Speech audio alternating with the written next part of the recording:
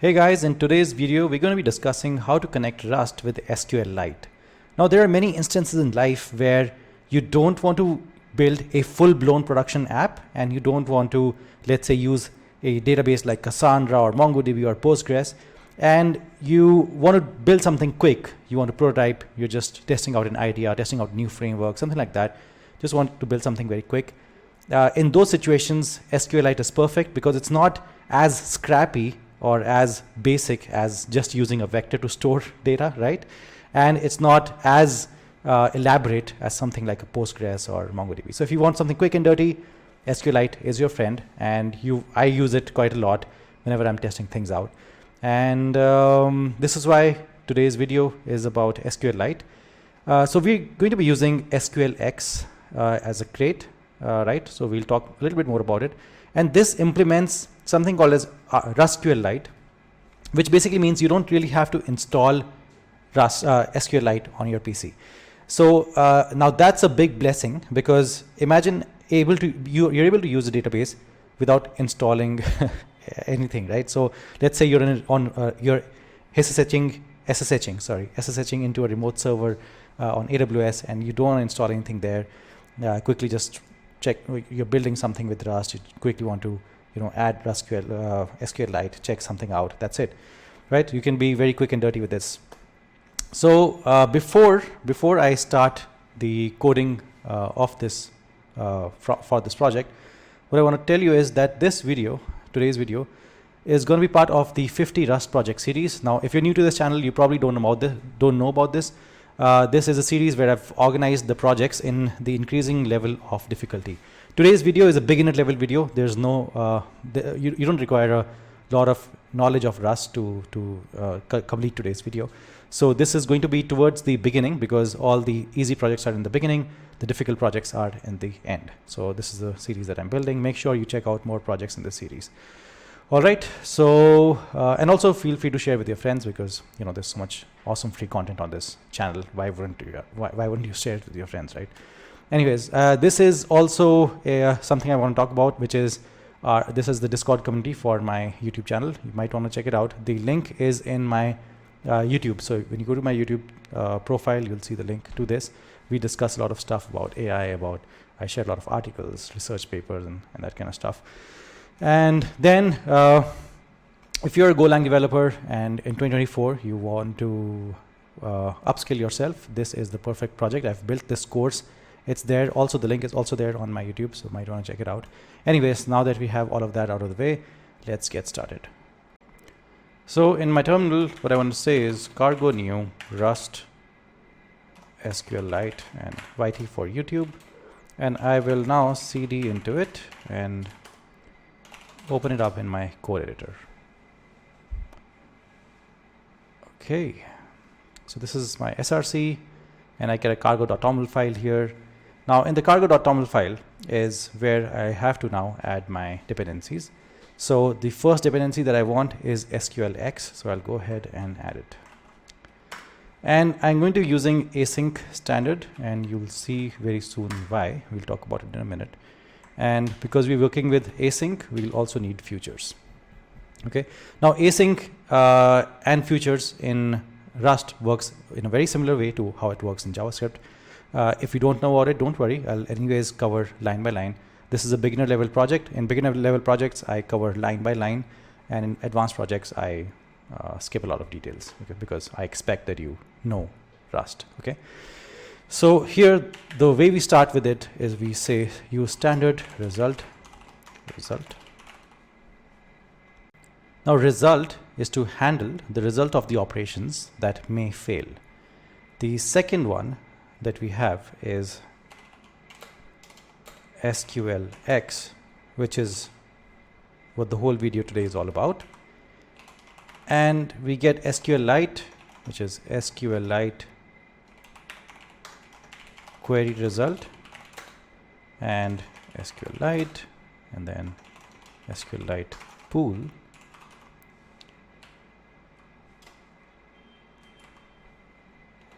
Migrate database. Okay, So these are all imported from SQLX, and we need this crate to obviously work with the SQLite database. And now what we'll do is we will create two functions. One is the async function create schema,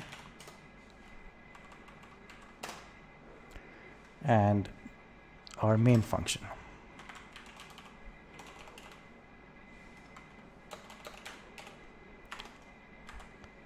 So now, because I'm using, I have async std in my dependencies, so I can mark the main function as the entry point. So I'll say async std main.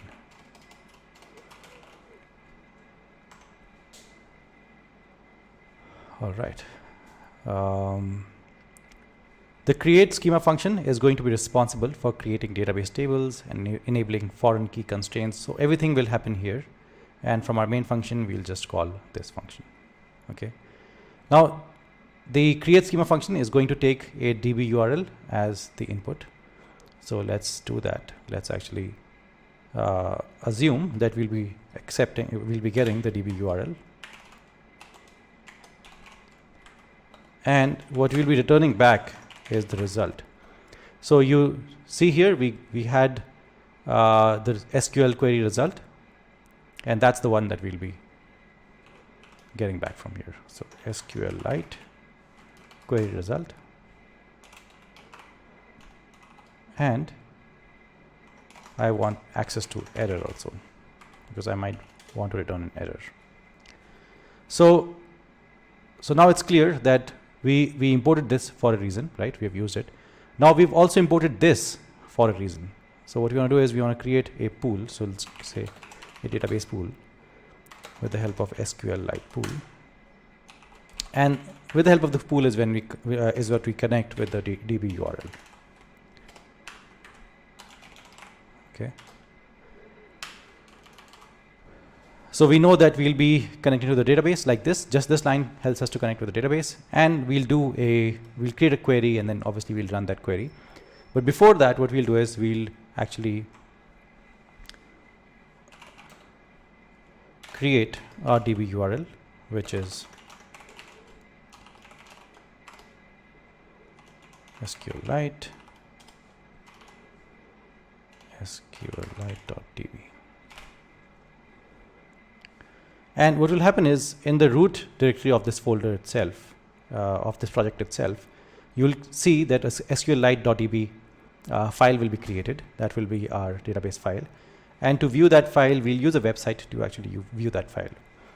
So here what we're saying is, we'll say SQLite if the database exists by passing the DB URL. So we're checking if this particular database, this one, which is now in the DB URL, if it exists,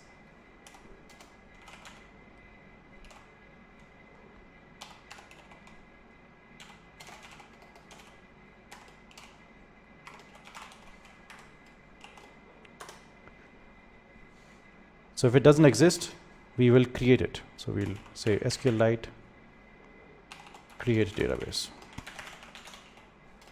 Right? So when we use an exclamation mark, we basically are saying that if the database doesn't exist, then we have to create it. If it does exist, then we'll call the create schema function with the db underscore URL. And here again we'll have to pass db underscore URL dot await dot unwrap. Okay.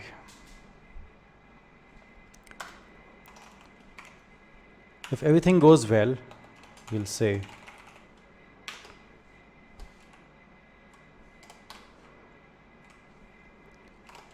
database created successfully.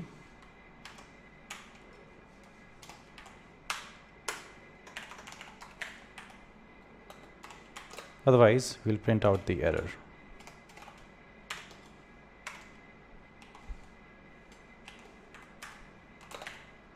Okay. So everything is extremely clear up until now. We'll just quickly go over what we've done. We've imported a result. We've imported SQLX result from the standard library and SQLX. We have imported all of these things from the SQLX library. SQLITE query result, because we'll get a specific result from the SQL query result, and that's why we have this. And then we also got error from SQLX. And then using the SQLITE pool, we've created a connection to our database. And then we create a DB-URL variable. And this is basically going to create a SQLite.db file here in the root of the project itself. We are checking if the database exists. If it doesn't exist, we will create the database with the DB-URL. And if it exists, then we'll just call the create schema function that we have here. Okay. And then if everything went well, we'll say database created successfully. If not, we'll say error. So we'll now create a variable called instances. Use SQLite pool and connect with the DB URL.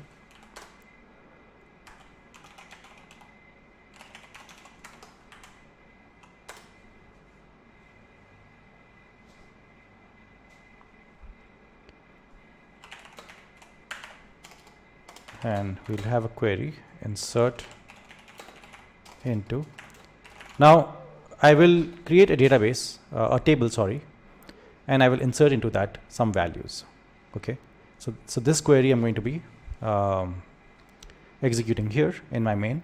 So let's say the table is settings.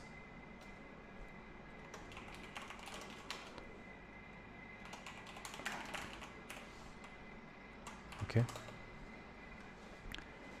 And settings has a field called description. Let's think of that for now. Let's just assume that for now. And I'll insert into that some values, and then I will run this query and get some result. So the way to run this query is SQLX query.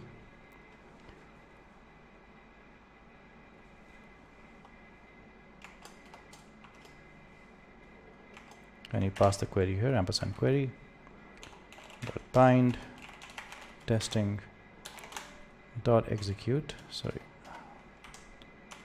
dot execute, instances, dot await. And finally, you'll close off the instance. And you'll print out the result.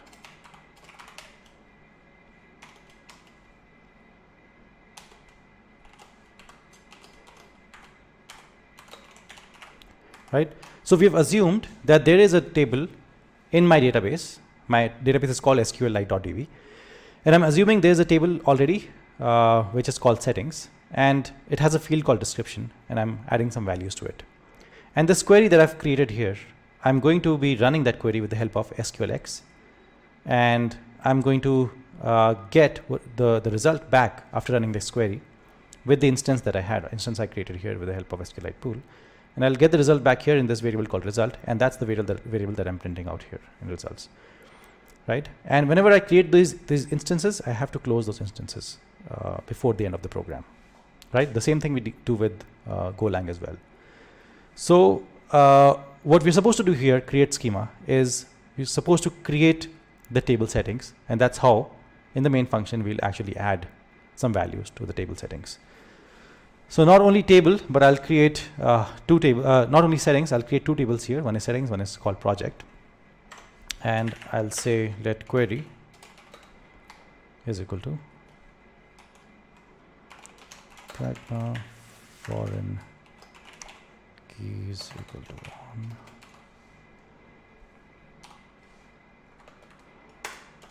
And then I'll write a standard SQL query, which is create table if not exists, and the table name is settings, and it has all these fields, which is settings _ID.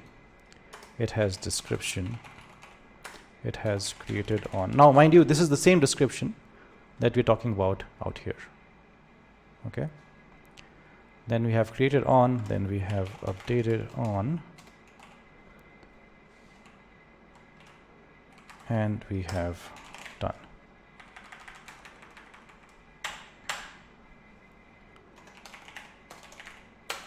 This is my integer, this is also primary key, and it will be not null.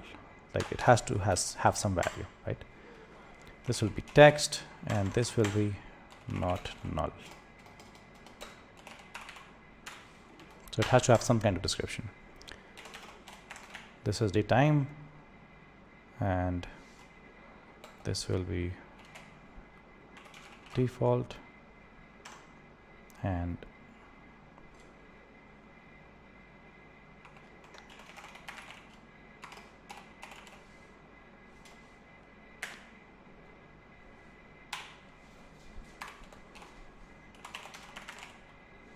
local time, and updated on is also date time, default, and same. I'll just copy and paste this.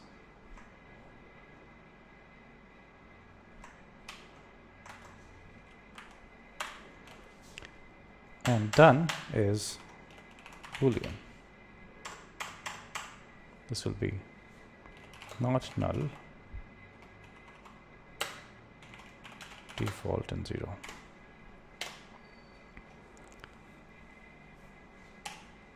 The other query is create table if not exists.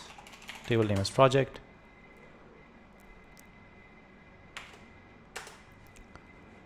This has multiple things. And finally, after I've created this query, I'll put a semicolon, and at the end also a semicolon. This is a semicolon for the query inside the query that will go to SQLITE, so that also needs a semicolon. This is the semicolon for Rust. And the result I will get if I use SQLX and query, pass the query here, execute ampersand pool $await pool dot close await return result.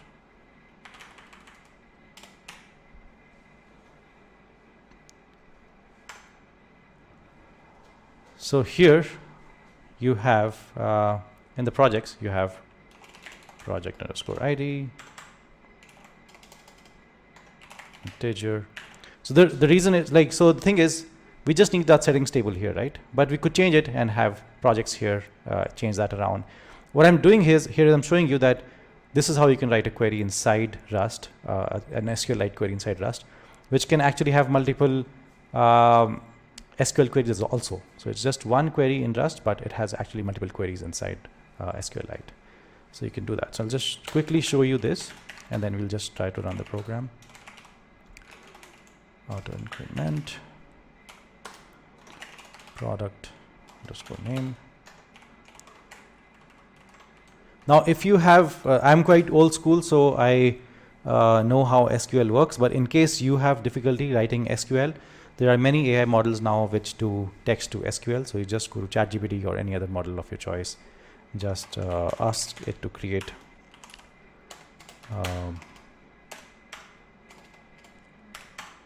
just give it the text, it will create the SQL for you. And feel free to change it here. You don't have to follow the exact same one that I'm using. And here I'll just exactly copy this.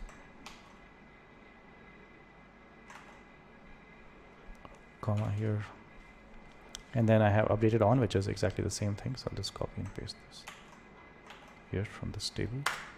Then I have an image directory and an out directory and status settings.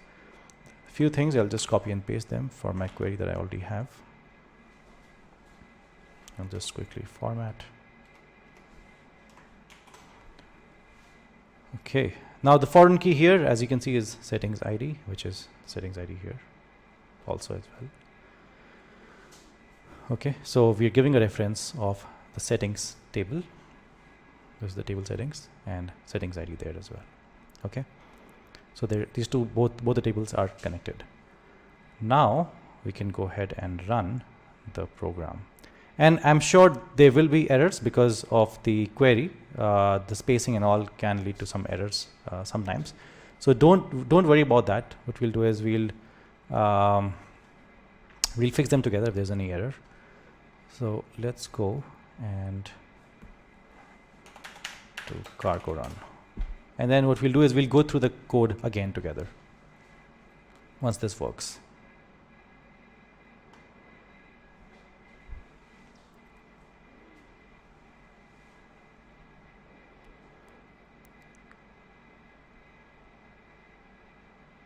Yeah, so as you can see, we have some errors, and we're expecting those. Not a problem. Not at all scared of errors, because this is what we do, right? This is our job. But anyways, before I fix errors with you, I'll just quickly go over the code. Okay. Now the thing is, I never edit out these errors, right? So you might think, oh, you know, why do you have so many errors in such a small amount of code? That's because even after 10 or more years of engineering or experience, like hands-on coding experience, I still get a lot of errors. And what I always tell people is that you have to be absolutely relaxed, and no matter how much experience you have, you will always be humbled. You will always see that you make a lot of mistakes, and even small mistakes like syntax mistakes and all of those. And you can get around those mistakes very easily if you have like the VS Code plugins. There's this very nice VS Code plugin that I use. But just to build memory, like let's say if you're very new as a Rust engineer and you want to build memory, you just want to be what you don't want to learn is just the language. You also want to learn the debugging. How do you debug? And that's how you learn the syntax really well. That's how you build muscle memory, right? So this is a different approach that I follow. Otherwise, on other YouTube videos, you might see that the videos are very manicured, right? They just explain the code. But I try to build things with you, right? On YouTube, you'll just see people will just show you the code, and that's it. They'll just edit out all the errors very quickly, and the video will look very perfect. But I try not to do that because I want you to be very, very comfortable getting these errors. Now, before we solve all those errors, let's just quickly go through the code. So we have our main function. We created a DB URL, a variable, where we have mentioned that this is the URL for our DB, and we check if the database doesn't exist. If it doesn't exist, we create the database. If it exists, then we create the database, and then we call the function, which is create schema function, and then we just wait for it, and then we if everything goes well, we'll just say database created successfully. Otherwise, we'll just panic and get out from the function and print the error.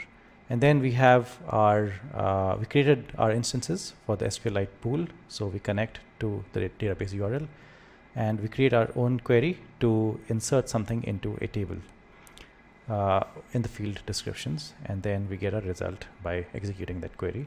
Using that instance, we've closed the instance, printed out the result. Now in the create schema function that we have called here, what you do is you pass in the DB URL, expecting a SQLITE query result, and create a pool to connect to the database URL. Create a nice query. This can be anything, and then you just run the query, close the pool, return the result. Okay, perfect. Now, because you wanted to handle this particular type of result, so you had to get this from SQLITE, and you had to get the pool from SQLITE as well. Now the errors that we have, let's go through them. So we have one, src main rs, line number 2. Okay, and what does the error say? It says expected end, but found keyword async. Okay, this shouldn't have been there. It's saying that you basically expected a semicolon, right? So now that issue is gone now. And the thing is, you can be completely stupid when you write Rust code, because the thing is, it tells you this is where you need to add semicolon. right? So I didn't have to figure, like I didn't have to use my brain. I didn't have to figure anything out. Rust is telling me everything, right? And I don't know if there are more languages that do this, but at least with Rust, that's the benefit you get. You don't have to be an expert developer with Rust. You'll get everything in the at compile time.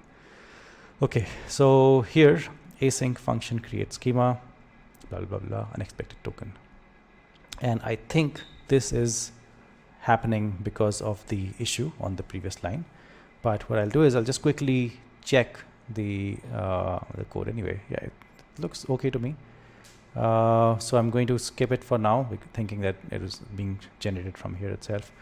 And line 35. Okay. Line 35. All right. Yeah, obviously it's saying that there is a semicolon missing. And as you know, there is a semicolon missing. And it's telling you add the semicolon here. Okay. And on line 36, it's saying unexpected token, but I still think it's the same issue like this, which is being created because of the line previous to that. And then on line 45 also, it's expecting something. Yeah, it's expecting a semicolon. And again, it'll tell you add the semicolon here exactly, right? And then on the next line, again, you see the unexpected token, see the same error, which you've seen 2 times before. On line 36, yeah, here it's saying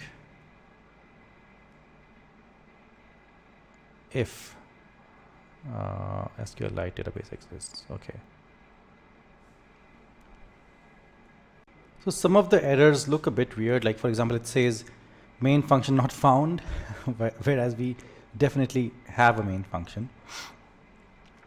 Maybe it's to do with the brackets or something else, but whatever it is, the best way forward is to always, after you've fixed some of the issues, it's always to run cargo new again. Sorry, what I meant was cargo run again. Just to be sure the actual issues. And okay. Cargo run. Thread panicked. Error returned from database near is backtrace environment variable display of backtrace. Okay. So at line 40, it's saying it panicked. Now let's check out what's happening at line 40. So one thing to note here, it says return from database near is right, syntax error. And if you go here, if you go through the code, the problem is with the query, because instead of if, I've written is.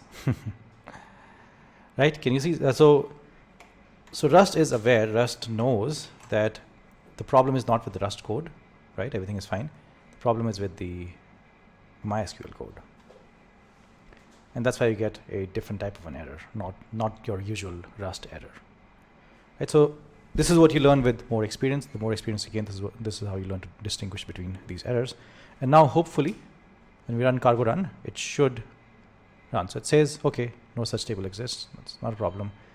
So this SQLITE.db was created when I ran the project, when I ran the code earlier here, when there was an error.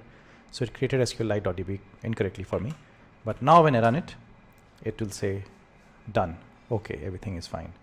So we inserted one last row. Okay, you can write again, the same result you'll get. Now, how do you view this database, right? That's another question, because you can't just rely on VS Code to read this database, the contents of the database. So there are tools that help you view the data. Okay, so there's this tool, for example, called SQLITE Viewer. And what it needs is a SQLITE file from you. So what you're going to do is you're going to take this and copy it here, paste it here.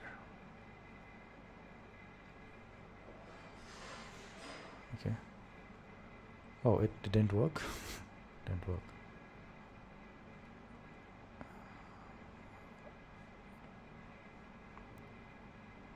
I think I'll have to like wait, let me see how I can do it here. Explore, because I'm inside the WSL, which is inside my Windows. So I'll just copy and paste it here, maybe. Yeah. So in the project, there's nothing in settings. There are 2 rows, it says, and there's a row called testing, 2 rows called testing. Okay. So if you notice your code here, you were inserting testing, right? The value testing into description. All right. So that is it. That's how you work with SQLX, SQLite with Rust. I hope you found this video very useful. And the logical next step after this, right? The logical next step is this video that we had. I created a video which was with SQLite. Yeah, this one. So this is the next logical step. So you will watch this video. Here's how to add SQLite to an existing Rust project. And then you'll actually be able to use it in a project also. So what happens sometimes is that, okay, now you know how to connect Rust with SQLite. You know how to work with that really well. But then how do you add it to an existing project? So this is where I show it, how to add it to an existing project. Okay. So that's a logical next step. Make sure you watch that video. All right, thank you so much. And it's best if you watch all of these videos in this series, but make sure you watch that specific video at least. Okay, thank you so much for watching. And in the next upcoming videos, I'll be showing you how to work with MongoDB, with Postgres, with MySQL. That's what I've planned for now. Let's see if I'm able to create all these videos. Or yeah, that's the plan. All right, thank you so much for watching, guys, and I'll see you in the next video.